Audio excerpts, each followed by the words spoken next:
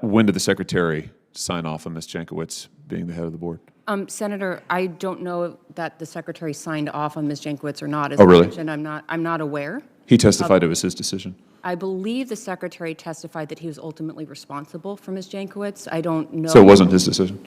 Welcome back to Hot News Today. If you thought government oversight was just boring paperwork, think again. In a Senate hearing that felt more like a courtroom drama, Senator Josh Hawley put a top Biden DHS official on the hot seat over the Disinformation Governance Board.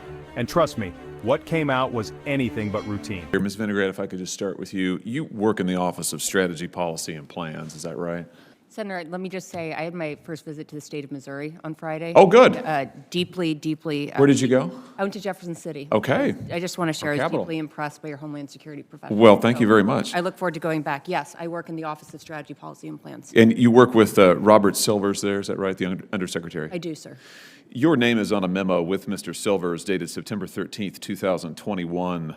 The subject is organizing DHS efforts to counter disinformation. This is the memo that recommended the establishment of the Disinformation Board. It was turned over to me and to Senator Grassley by a whistleblower.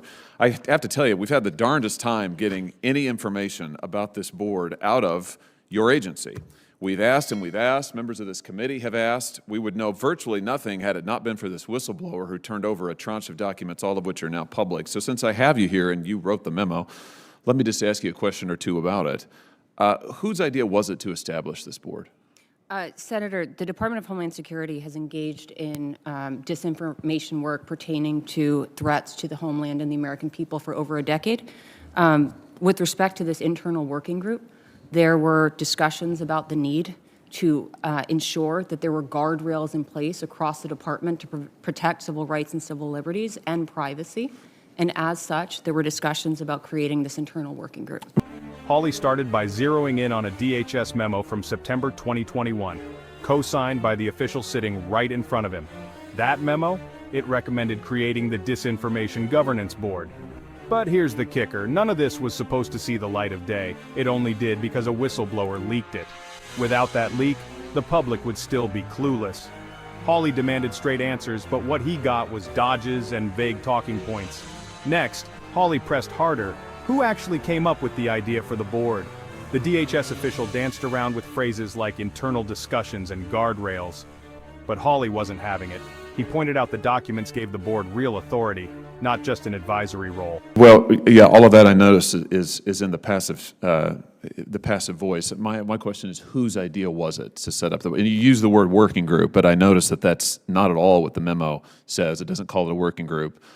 The directive that Mr. Mayorkas eventually signed off on does not make this board a working group. It had managerial authority, it had directive authority, all of that's in these documents. So let's please not go back to those tired and now disproven talking points. So let me come back to my question. Whose idea was it to establish the board? Was it yours? Senator, without going into internal deliberations of the Department of Homeland Security, there were a series of discussions among personnel. Who? I'm not going to go into the internal deliberations of the department. Why not? You're under oath. I am under oath, sir. That said, these are internal deliberations at the department. As you know, sir, the charter was signed by the Secretary of Homeland Security. Yeah, I only know that, by the way, because of the whistleblower documents. We would not know that otherwise. Senator, the charter was signed by the Secretary of Homeland Security. The charter included, the working group included representation. Does the charter call it a working group, since you bring up the charter? This was a working group, sir. Does the charter call it a working group? I don't recall the charter. No, the answer is it does not. So was it your idea to establish the board? As I testified, Senator, under oath, the establishment of the working group was a decision taken, a conversation that was had among multiple individuals at the Department of Homeland. So you're not going to answer my question. Still, the official refused to say whose idea it was, hiding behind internal deliberations. Before I go on, don't forget to hit subscribe and turn on notifications so you never miss a hot news breakdown like this one. Then came the Nina Jankowicz bombshell. Hawley asked, how was she chosen to lead the board?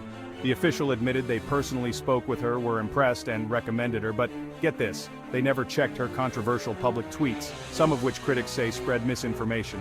Hawley called out the obvious. How could such a key pick get through without vetting? Ms. Jankowicz, Nina Jankowicz, she was appointed to run this Disinformation Board. How was she chosen? Ms. Jankowicz was chosen consistent with practices for the hiring and vetting of political appointees. Walk me through that process. Who was involved? I don't know the full scope of that process. You weren't involved in it? I was involved in one piece of that process. What was the piece that you were involved in? I spoke with Ms. Jankowicz. At what point? As part of the standard process for political appointees, I spoke with Ms. Jankowicz. What time frame would this have been? This would have been, sir, I don't want to give you an incorrect answer. It's okay. Give me just a frame. Early 2021. Okay. February. January? I don't recall the exact date, sir. I can get back to you on that. Okay. January, February time period, perhaps. That would be early 2021. The Secretary signed the charter, I believe, in February of 2021. When did the Secretary sign off on Ms. Jankowicz being the head of the board?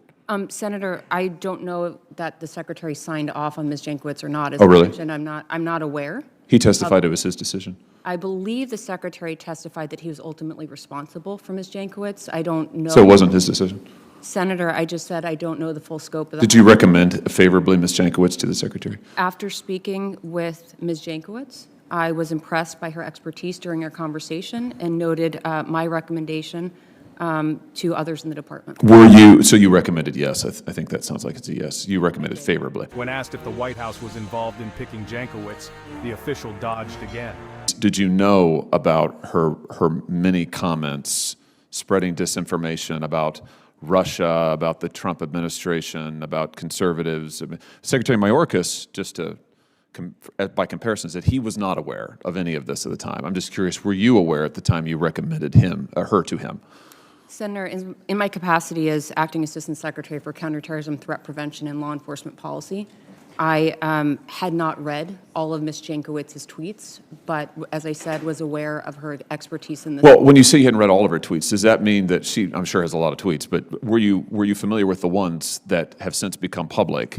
I was not, sir. Okay, you were not aware at the time. Did anybody bring those to your attention at any time before they became publicly released in this process, this vetting process? Not to my recollection. Okay, so somehow she got through this vetting process with no one, including all the way up to the Secretary, apparently aware of what she had said on these public platforms. I find that sort of extraordinary.